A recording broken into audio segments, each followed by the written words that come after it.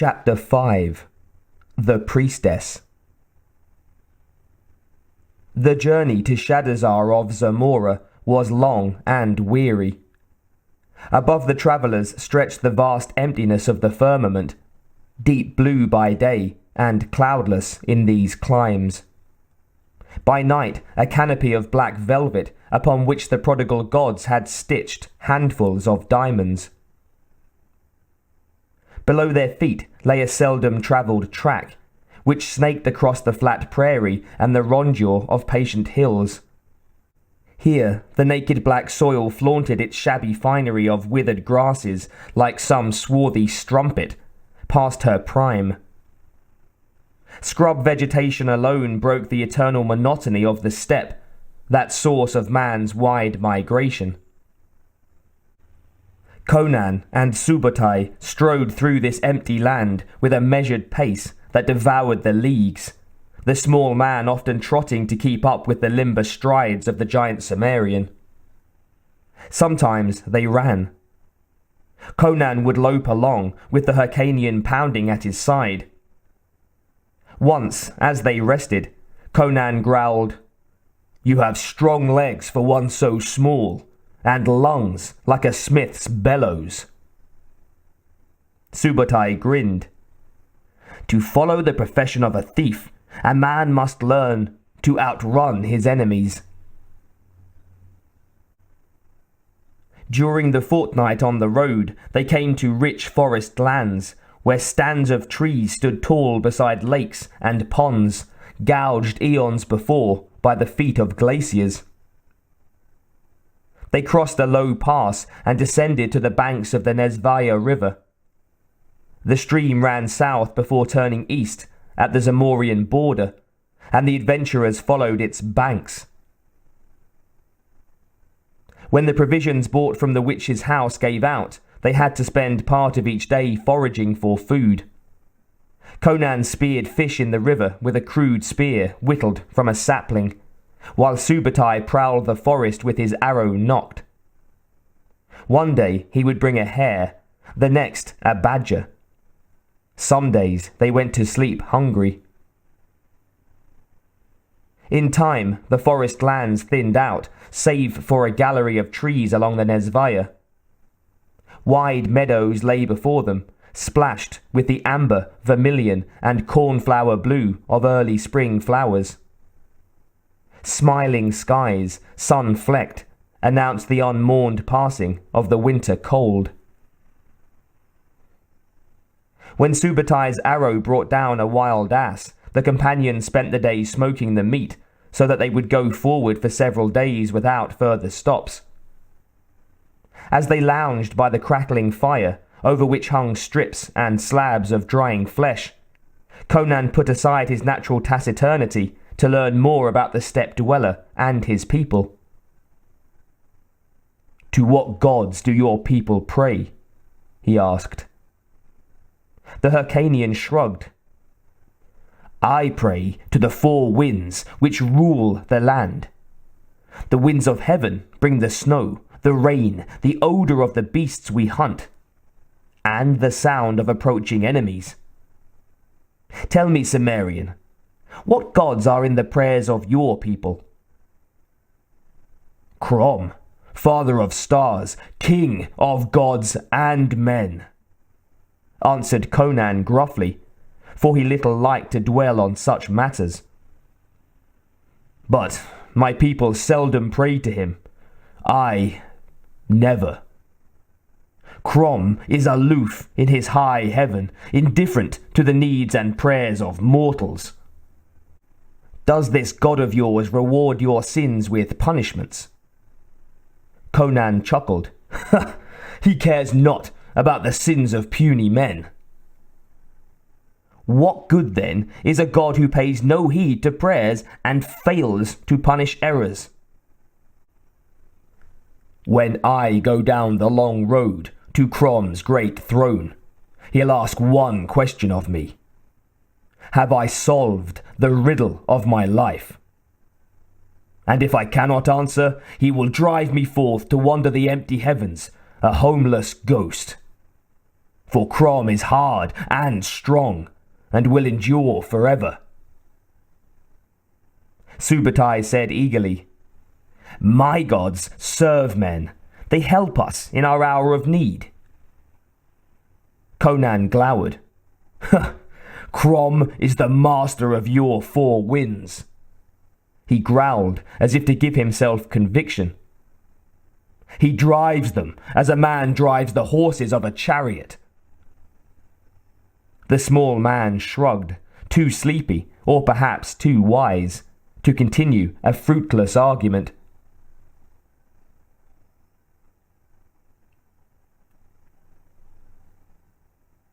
Some days later, as stars began to wink in the twilight, Conan and Subutai reached the border of Zamora.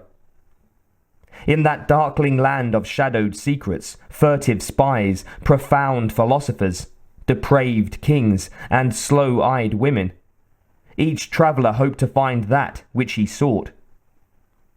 Conan, the meaning of the twisted snakes upholding a black sun. Subutai, wealth that could be his for the taking. "Zamora," sighed Subutai, gesturing broadly. "South lies Zamora. The land to the west is Brithunia, while if you follow the river eastward a few leagues, you enter the territory of Churan. In Zamora cross all the caravans of the world, laden with the riches of distant kingdoms. Superb carpets from Iranistan, spiced fruits from Churan, the famed pearls of Kosala, gems from the iron hills of Vendia, and the heady wines of Shem. Ah, my barbarian friend, here is civilization, ancient, wicked, steeped in splendid sin. Have you tasted the pleasures of civilization, Conan of Samaria, or seen the lofty towers and teeming bazaars?" "Not yet," said Conan curtly. "Let us get to that border town before nightfall and waste no further time on words." Subutai shrugged. "Rhetoric, I see, is an art unknown to the folk of Samaria."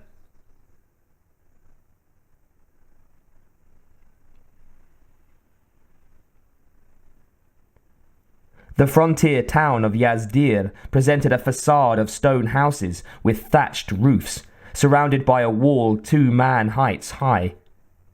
Outside the wall, a clutter of barns, sties, pens, and corrals housed a multitude of livestock. A pair of mail-clad guards at the gate were too engrossed in a game of dice to look up as the 2 adventurers passed them. Although the streets were little more than noisome, muddy alleys, to the young barbarian they seemed far more impressive than the crooked lanes of his native village, or even than the thoroughfares of the little towns of Nordheim and Hyperborea. The centre square of Yazdir was paved with flagstones, and around it were set several larger buildings. As Conan gawked, Subutai pointed out the temple, the barracks, the courthouse, the inn, the large houses, which he guessed to be the mansions of local magnates. In the square, merchants of a score of nations hawked exotic wares. Some were packing up their merchandise to close their stalls for the night. Others were still in full cry. Conan bought a round loaf and a sausage and munched them as he strolled about, eyeing the dazzling assortment of weapons, garments, jewellery, slaves, and such humble goods as farm implements and cooking pots. Everywhere he looked, Conan saw marvels. Gaudy mountebanks with trained monkeys and dancing bears, paired courtesans, both male and female, a troupe of slant-eyed acrobats from some unknown sunrise land, a bookseller who swore his codices contained the wisdom of the ages. Magicians in wooden booths performed miracles for pence. Solemn astrologers offered horoscopes and forecasts of things to come. Stout merchants displayed fine woolen rugs, lustrous fabrics, and trays of rings and bracelets, while deformed beggars thrust wooden bowls beneath the noses of the travellers, and starveling boys capered in mock merriment for pennies. Entranced, Conan and his companion meandered past pens and cages housing strange animals, yaks, camels, and a snow leopard. They continued on into a street where, with musical clangor, smiths worked copper, brass, silver, and iron. Around a corner, they found workers tooling leather and offering displays of shoes, boots, belts, scabbards, saddles, harness, and leather-bound coffers. From time to time, Conan paused before one stall or another to ask, "Do you know aught of a design of two serpents, intertwined and facing each other, with a black sun between?" Sometimes the merchant addressed had no knowledge of the Hyrcanian tongue, and the Cimmerian had not yet learned the language of Zamora. Sometimes the reply was obsequious. "Nay, young master, I have not. But I have goblets of true Shemitish glass, made from pure sands of the river Sulk." Or describing whatever other commodity the merchant had for sale.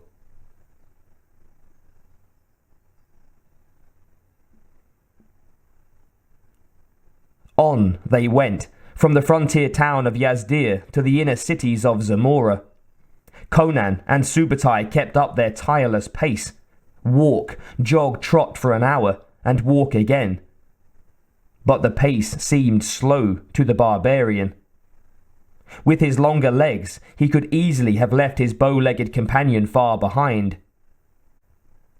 The little man, moreover, grumbled about having to walk like a mere peasant instead of riding like a proper Hyrcanian warrior. Whenever they passed horses grazing in a field, Subutai suggested stealing a couple. But Conan, who had never ridden any animal, turned the idea aside. At length, the travellers came to the capital, Shadizar, the city of thieves, the abode of rogues. Here dwelt, in comparative safety, all the outlaws of the Western world, even escaped slaves, exiles, and men with a price on their heads. For here they could hide safely, if they had the price, should they be caught, and knew their ways around. Conan found himself in the midst of a colourful throng. He rubbed shoulders with merchants in rich robes, artisans hawking trays of brass ornaments, gems, and weapons, bearded farmers in rough homespun, guiding to market wains laden with sacks of wheat and barley, sides of beef, and trussed, grunting pigs, stiff-backed soldiers, mobile-hipped whores, beggars, urchins, and priests. He saw squat Shemites with curly beards, lean Zuagirs in headcloths, kilted Brythunians, booted Corinthians, and turbaned Turians. Conan was amazed. Shadizar as far surpassed Yazdir in size and variety as Yazdir surpassed the towns of his pit-fighting days. Never had he seen such a bewildering array of folk. It seemed to the Cimmerian that here was gathered a sampling of all the diverse peoples of the earth. Nor had he seen anything to equal the city's broad boulevards, pillared temples, domed palaces and mansions, and lush walled gardens. He marvelled that so many could dwell crowded together thus, without turning on one another to rend and slay like savage beasts. Not all sections of the city were so beautiful as the estates of the great lords and princes, with their marble columns and glimpses of parks and gardens. In the back streets he discovered crooked alleys swarming with hags and pimps, with painted children for sale to degenerates, with the poor, and the ill. Here flesh was for sale, or at least for rent. Every pleasure, however decadent, could be had for money. In these back streets lurked violence and sudden death as well. Once, as Conan and Subutai strode through the crowd, a woman screamed. Men, cursing, scuttled away on furtive feet. In a trice, the two found themselves alone in the narrow way, with their hands on the hilts of their blades. At their feet, a man writhed as he clutched a wound in his belly, from which a steady stream of blood trickled through his fingers. "What?" began Conan uncertainly. "Ask not," whispered Subutai. "Let us be gone, before the watch comes by." Conan shrugged as the Hyrcanian led him away by an obscure aperture between two buildings.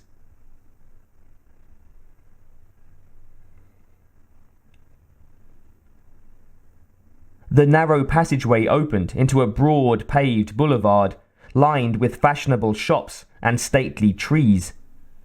A procession occupied the centre of the avenue, and the two strangers lingered to watch its passing. The procession was led by a group of girls and young women, some scarcely more than children, who danced and chanted to the rhythm of myriads of tambourines. All were draped in soiled white garments, and garlands of wilted flowers crowned heads of unbound hair. Behind them marched ranks of youths, beating time on deep-voiced drums, or making discordant music with cymbals, lyres, and plaintive flutes. The eyes of all were glazed, unaware of the scene about them, like dreamers walking in their sleep. Among them stalked robed men with shaven pates, bearing brazen pots in which incense smouldered, to fill the air with seductive sweetness. Conan wrinkled his nose at the sickly sweet perfume of the vapours.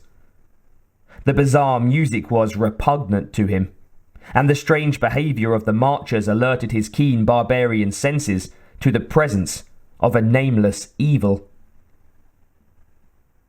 The dissonant music swelled as a band of naked youths came into view. Each had a serpent wound around his neck or shoulders, or looped in thick coils about his arms. Each marched in total isolation from his fellows, as if he trod the soil of a separate world. Sunlight glinted on the polished scales of the reptiles, solid grey or brown or black, or in some cases, splashed with mottled blotches or patterned in bright rings or diamonds. "Are those things venomous?" Conan asked his companion. "Some are. That brown one yonder is, if I mistake it not, a deadly cobra from Vendaya. And those big fellows, thicker than your arm, come from tropical jungles, many moons' journey to the south. They bear no poison, but, if frightened or annoyed, they can loop a coil around a strong man's neck and strangle him to death." "Ugh!" muttered Conan. The snakes revolted him, reminding him obscurely of the destruction of his Sumerian home. Frowning, he turned to speak to Subutai, but found him absorbed in staring at a young girl in the next group of marchers. The maiden, Conan saw, was a fragile beauty, despite her limp and dirty hair, her crown of withered flowers, and her wide eyes lost in dreams. The flimsy shift she wore was torn, and with every step exposed her naked thigh. Eyeing the maiden hungrily, the thief shook his head. Such a waste. A body like that should warm a warrior's bed of nights, instead of being the plaything of priests and slithering serpents." "What do you mean?" said Conan. Subutai glanced at his large companion and saw that he did not jest. "Why, that wench, like all the rest, has given herself to the cult of Set, the serpent. I hate all snakes and most priests, but above all I despise the worshippers of Set. A serpent god, said Conan. Would this have aught to do with the symbol that I seek? Subutai spread his upturned palms. Just then, a shower of petals pelted the air, and a laughing band of girls accosted them. These, bright-eyed and smiling, seemed less entranced than the maidens who were part of the procession. "Come with us," crooned one to Subutai. "Not I, lass," said the Hyrcanian, a trifle wistfully. "I care not for snakes or the snake god." "There is love in the arms of the serpent god, such as men have never known," she murmured, swaying languorously. "Love that men can share." Subutai snorted. "Since when have serpents had arms?" As the girl walked off to try her blandishments on a more responsive onlooker, another girl glided up to Conan and tapped on his arm. "Paradise awaits you, warrior," she whispered. "You need but follow me." "Follow you whither?" growled Conan, sorely tempted to comply. A merchant, standing at the doorway of his shop, stepped forward. "Stranger, beware," he said in a low tone to the Cimmerian. "The servants of Set are deceivers. They worship death." "Do they indeed?" Conan was shocked. To him, death was ever the enemy. The merchant nodded. "They would murder their own parents, thinking to confer a boon by relieving them of the burden of life." Conan nodded curt thanks and watched the girl melt into the crowd. A shadow passed between the sun and the young Cimmerian. Conan looked up to see a sumptuous palanquin borne on the shoulders of 8 young women. Draped in embroidered silk of regal purple, tied back with ropes of gold, the chair itself was a thing of opulence. But it was not for this marvel that Conan's eyes widened in astonishment as he drew in a sudden breath. For riding in the princely litter sat a creature of such beauty as he had never imagined. As the risen sun makes pale the lingering moon, so this woman outshone all women he had ever seen and turned them to inconsequential ghosts. A cascade of sable hair fell to her waist. Sapphire eyes sparkled in the sculpted oval of her face. Her full lips were as moist as morning dew. Her figure, lithe and strong, was clad in the gold-encrusted garment of a priestess. And when she moved to acknowledge the cheering throng, her robe parted to reveal a pale, exquisite thigh. Reading the look in Conan's awe-struck eyes, Subutai hissed, "Don't stare like that. She is a royal princess." As if ensorcelled, the barbarian remained transfixed. It was as if he had not heard the warning, and at that moment the priestess's gaze fell upon Conan. A light flashed in her gem-bright eyes, and her lips parted for a sudden breath. With an upraised hand, she stayed the swaying progress of her litter. "You, warrior!" called the princess in a soft, husky voice, whose reverberations stirred the Cimmerian's blood. "Yes, my lady." The warrior's voice enveloped the youth as a breaking wave constrains a swimmer in the surging sea. "Throw away your sword and come with us. Eschew the red trail of war, return to the simple life, to the eternal cycle of the seasons. A cleansing time already waits at the edge of the world, a time of renewal after the downfall of things old and decadent. Join us, and you shall be renewed, as are the serpents of the grass, who shed their outgrown skins and live again, young and swift, agile and beautiful. Conan shook his tousled hair to clear it of the eddying incense, the better to grasp the meaning of the cryptic words uttered so fervently.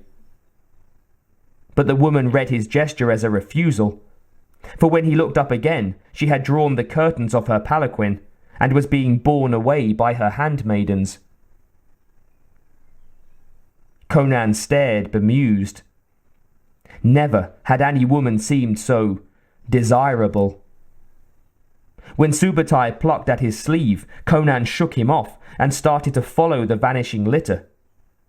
Alarmed, the small man scampered after him.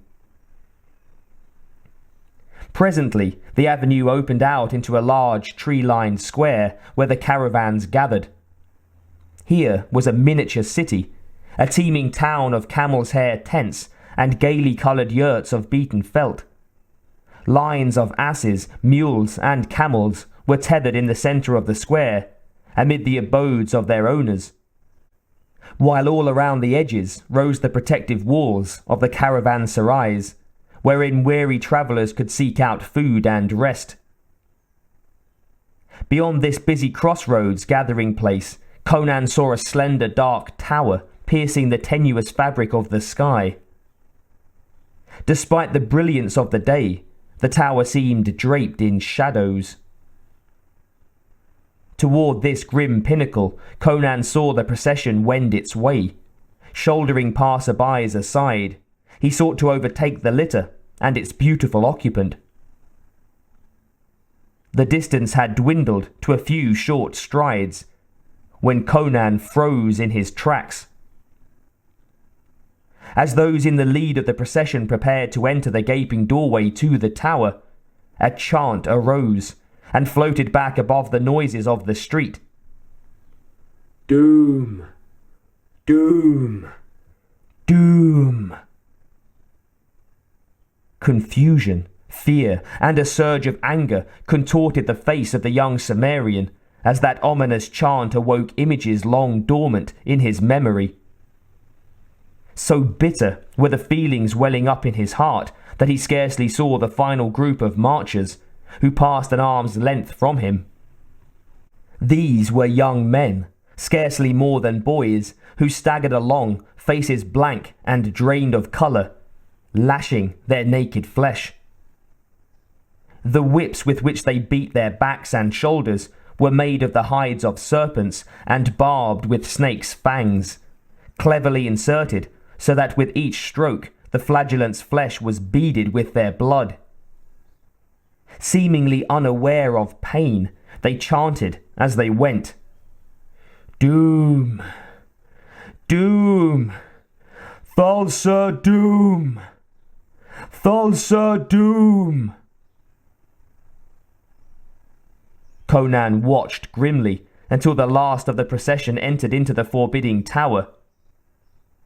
In Shadizar, in Zamora, the witch had said, You will find that which you seek.